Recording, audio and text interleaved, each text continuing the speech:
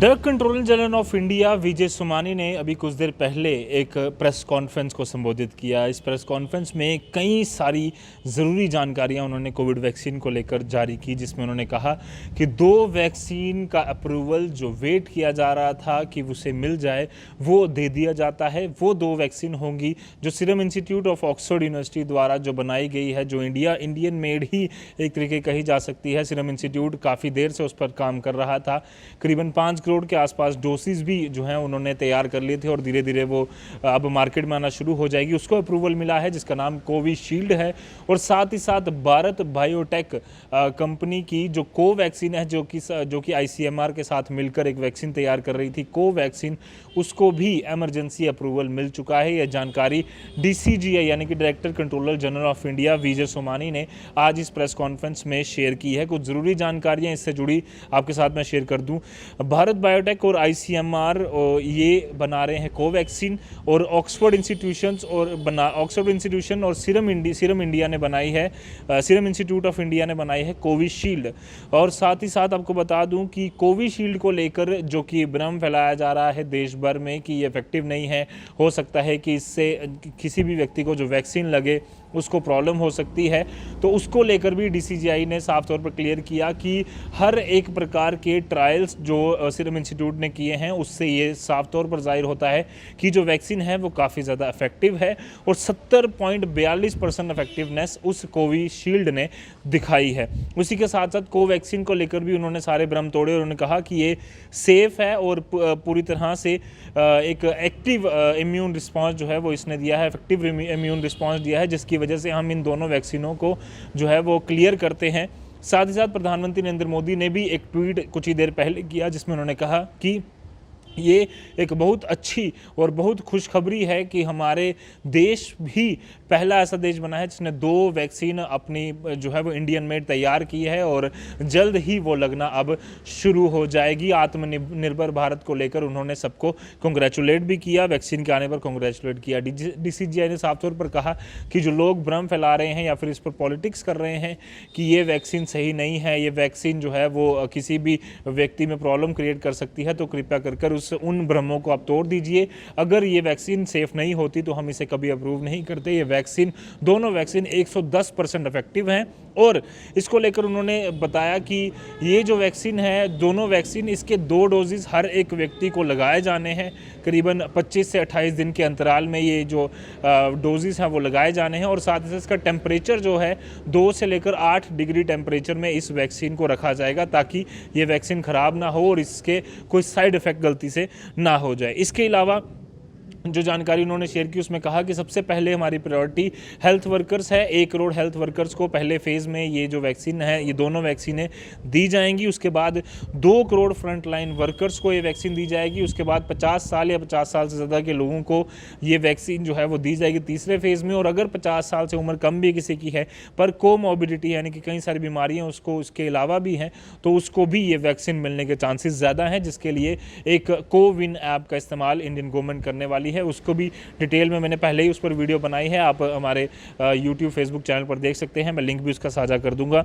इसके अलावा serum institute को लेकर डीसीजीआई ने कहा कि दो सेकेंड और थर्ड फेज में सीरम इंस्टीट्यूट ने 1600 कैंडिडेट्स पर वैक्सीनेशन जो है वो उनको किया था, वैक्सीनेट किया था, और उसके बाद जो रिजल्ट्स आए हैं उसको भी सीरम इंस्टीट्यूट ने आईसीएमआर और डीसीजीआई को सबमिट किया था, जिसके बाद उनको ये अप्रूवल दिया जा रहा है। कोवैक्सीन को लेकर उन्होंने कहा कि फर्स्ट और सेकंड फेज में 800 लोगों को वैक्सीनेट किया गया था, जिसके रिजल्ट्स काफ़ी अच्छे हैं। लोगों में भारी मात्रा में इम्यूनिटी गेन हुई है और साथ ही साथ जो एंटीबॉडीज़ हैं वो भी बनी है।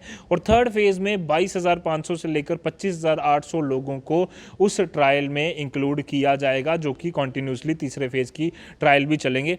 हालांकि इस पर सीरम इंस्टीट्यूट के आधार पूनावाला, जो कि उसके चीफ हैं सीरम इंस्टीट्यूट के, उन्होंने भी ट्वीट कर बधाई दी और कहा कि हमने, सीरम इंस्टीट्यूट ने जो रिस्क लिया था कि पहले ही हम स्टॉक पाइलिंग कर देंगे और कुछ टीके हम तैयार कर देंगे ताकि जैसे ही इंडिया में ये अप्रूव होती है तो हम भारी मात्रा में इंडियंस को ये जो वैक्सीन है वो दे पाएँ, और उसी का फ़ायदा आज इंडिया को हो रहा है। और सच में वो फ़ायदा हो रहा है क्योंकि 5 करोड़ के आसपास टीके सीरम इंस्टीट्यूट ने पहले ही तैयार कर लिए थे वैक्सीन अप्रूव होने से पहले, और इतना बड़ा रिस्क सीरम इंस्टीट्यूट ने सिर्फ और सिर्फ अपने ऊपर लिया था कि अगर ये वैक्सीन नहीं होती तो कई सारी प्रॉब्लम जो है वो सीरम इंस्टीट्यूट को फेस करनी पड़ती फाइनेंशियली भी, और हो सकता था कि इंडियन गवर्नमेंट भी कुछ ना कुछ उनसे सवाल जवाब करती, बट बावजूद उसके एक सीरम इंस्टीट्यूट ने रिस्क लिया और आज की डेट में एक बड़ी कामयाबी सीरम इंस्टीट्यूट ने हासिल की है।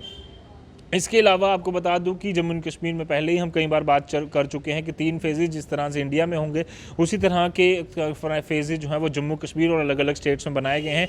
ड्राई रन कल यानी कि 2 जनवरी को पूरे देश भर में किया गया, जिसमें ये देखा गया कि वैक्सीन किस तरह से एक बॉक्स में रखी जाएगी। उस बॉक्स से जब वो किसी जगह पर जहाँ पर हॉस्पिटल हैं, PHC है, CHC है, जहाँ पर ये वैक्सीनेशन प्रोसेस चलना है वहाँ पर किस तरह वो पहुँचेगी, कौन सी वैन होगी, किस कंटेनर में उसको लाया जाएगा। उसके बाद जो व्यक्ति है जो वैक्सीन लगाने वाला होगा वो किस तरह से निकालेगा, उसको क्या इक्विपमेंट्स पहनने हैं। उसके बाद वो व्यक्ति जिसको वैक्सीनेशन लगाई जानी है उसको कहाँ आना है, किस तरह से, ये पूरा एक ड्राई रन किया गया, जिसमें कि सफलता इंडियन गवर्नमेंट ने, सब गवर्नमेंट्स ने, हेल्थ डिपार्टमेंट ने हासिल की और सब पूरी तरह से तैयार हैं सिर्फ और सिर्फ DCGI के अप्रूवल कि जिस दिन भी पहला दिन आ जाएगा कि वैक्सीनेशन प्रोसेस पूरी तरह से शुरू हो जाएगा, वो सब अब इंतज़ार कर रहे हैं। और साथ ही साथ आपको बता दूं कि लगातार जितनी भी इंडियन गवर्नमेंट्स हैं, या फिर अगर यूनियन गवर्नमेंट की बात करूँ या स्टेट या UT गवर्नमेंट्स की बात करूँ, साफ तौर पर उन्होंने कहा है कि वैक्सीनेशन जो है वो फ्री होनी है, वैक्सीन फ्री लगाई जाएगी, किसी प्रकार के चार्जेस इसमें नहीं लगेंगे। तो अगर किसी प्रकार का आपको लगता है कि कोई आपसे ठगी करने की कोशिश कर रहा है तो कृपया कर उसके भ्रम में ना जाइए। इसके लिए टेक्नोलॉजी का इस्तेमाल इंडियन गवर्नमेंट पूरा कर रही है, चाहे वो कोविन ऐप को लेकर हो या जम्मू एंड कश्मीर की ई-विन एक स्ट्रक्चर को लेकर हो। पूरी डिटेल उस पर हमने पहले ही आपके साथ साझा कर ली है। बाकी जो महत्वपूर्ण चीज़ जो इस पर बताने वाली ज़रूर है कि पॉलिटिक्स भी लगातार इस पर की जा रही है। अभी कुछ देर पहले कांग्रेस के एक लीडर ने कहा है कि कोवैक्सीन को लेकर हमें अभी भी आशंकाएं हैं। हालांकि कोविशील्ड के साथ इंडिया और हेल्थ डिपार्टमेंट जो है वो रिस्क ले सकता है, पर कोवैक्सीन को लेकर अभी जब तक उसका 3rd फेज पूरी तरह से क्लियर नहीं हो जाता तो प्रीमेच्योरली उसको अप्रूवल नहीं मिलनी चाहिए। हालांकि DCGI ने कहा है कि वो 110% सेफ है। दूसरा, अखिलेश यादव जो कि समाजवादी पार्टी के सीनियर नेता और साथ ही साथ वो CM भी रह चुके हैं उत्तर प्रदेश के, उन्होंने कहा कि मैं भारतीय जनता पार्टी की ये वैक्सीन नहीं लगाऊंगा। यानी कि उन्होंने एक वैक्सीन को एक पार्टी से जोड़ा और कहा कि जब तक हम सरकार में नहीं आएंगे तब तक हम जो है ये वैक्सीन नहीं लगाएंगे, और जब हम सरकार में आएंगे और उसके बाद हम फ्री जो है वो वैक्सीन सबको देंगे। इस पर कोवैक्सीन या कोई भी वैक्सीन हो जिसको लेकर इंतज़ार पूरा दुनिया, पूरा देश बड़े बेसब्री से कर रहा है, उस पर पॉलिटिक्स करना मुझे लगता है कहीं ना कहीं गलत है। और जिसका यूज़ भारतीय जनता पार्टी ने बिहार इलेक्शन में भी ज़रूर किया था। हालांकि ज़रूर ये है कि कामयाबी बिहार इलेक्शन में भारतीय जनता पार्टी को मिली, बड़ी सीटें उन्होंने हासिल की, पर अब कोई भी पॉलिटिक्स इस पर नहीं होनी चाहिए। लोगों को ज़रूरत है कोविड को लेकर वैक्सीन की, ना कि पॉलिटिक्स की। और इस पर अगर पॉलिटिक्स कम होगी तो मुझे लगता है कि ज़्यादा फ़ायदा आम जनता को होगा। कैमरामैन कमल सिंह के साथ Ajat Vora, the News Now, Jammu.